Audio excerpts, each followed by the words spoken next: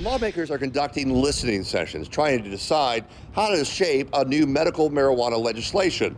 It comes in the wake of the Supreme Court shooting down the state's referendum process. We really have two issues that we have to deal with. Governor Tate Reeves says lawmakers may not address the state referendum process until next year, when voters return to the polls. The measure was shot down by the state Supreme Court, also halting the medical marijuana program that was about to become law this summer. Lawmakers are conducting listening sessions trying to craft a bill that will convince Governor Reeves to call them back for a special session. Reeves says it should not be placed in the state constitution and should require stricter zoning. I think that that is something that ultimately the legislature will decide.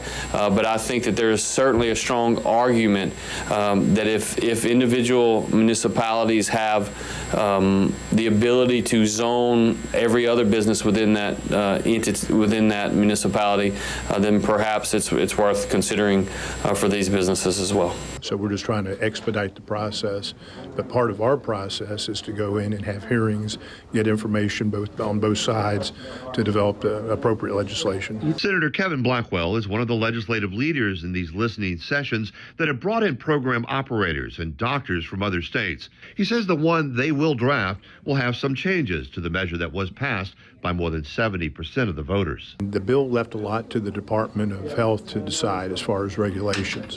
And so I think what we come up with is going to be pretty close to 65 in a number of regards, but there may be some differences. But the governor seems steadfast that he is not going to call lawmakers back for a special session to deal with medical marijuana until lawmakers have a pretty good idea of what type of shape that bill will in fact take.